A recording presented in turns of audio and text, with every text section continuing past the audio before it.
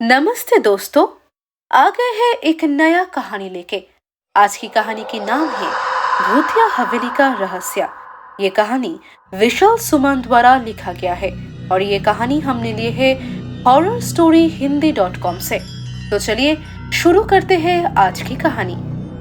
एक गांव की डरावनी हवेली में रात को अजीब घटनाएं होती थी।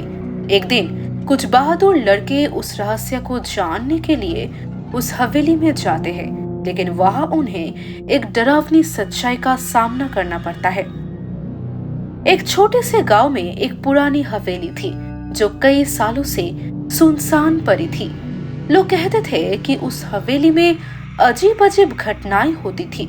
गांव वाले हमेशा उस हवेली के पास से गुजरने से डरते थे। रात के समय वहां अजीब सी आवाजें आती, कभी किसी की चीख सुनाई देती तो कभी दरवाजे की चरमराहट। गांव के बच्चों को वो हवेली बेहद डरावनी लगती थी और वो अक्सर एक दूसरे को डराने के लिए उसके बारे में भूतिया कहानियां सुनाया करते थे।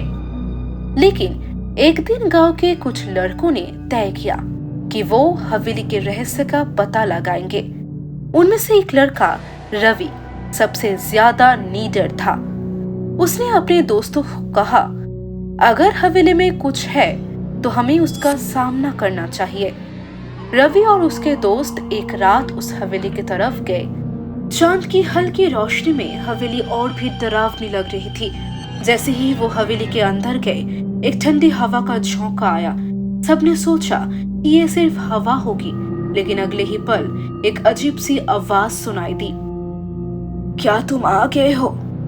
ये आवाज कहीं से आई थी, लेकिन दिखी नहीं। सब लड़के डर के मारे सहम गए, लेकिन रवि डरा नहीं। कोई है क्या? उसने आवाज की दिशा में चिल्लाकर पूछा। इतना सुनते ही हवेली की दीवारों पर हलचल मच गई। अचानक एक काटा चेहरा सामने आ गए।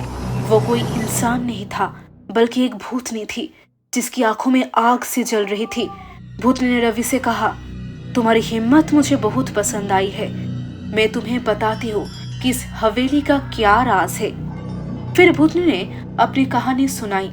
कई साल पहले एक परिवार यहाँ रहता था। उस परिवार के साथ एक बहुत बड़ा हादसा हुआ था। रात को अचानक आग लग गई और परिवार के सभी सदस्य जलकर मर गए। लेकिन उन लोगों की आत्माएं हवेली में फंसी हुई थी और वो किसी को भी शांति से यहाँ नहीं रहने देते। रवि ने उसकी बातों पर विश्वास करते हुए कहा, क्या हम तुम्हारी मदद कर सकते हैं? भूतनी मुस्कुराई और बोली, तुम्हें सिर्फ इतना करना होगा कि इस हवेली में कभी नहीं आना। अगर तुम यहाँ आओगे तो मेरी तरह तुम्हें भी इस दुनिया से जाना पड़ेगा। तभी रवि ने अपने दोस्तों को इशारा किया और वो डरते डरते हवेली से बाहर निकल आए। बाहर आते ही हवेली की आवाजें बंद हो गई। उस रात के बाद रवि और उसके दोस्त कभी भी उस हवेली के पास नहीं गए। वो जानते थे कि कभी भी उस जगह पर कदम रखा तो उनका भी हाल वही होगा जो उस परिवार का हुआ था।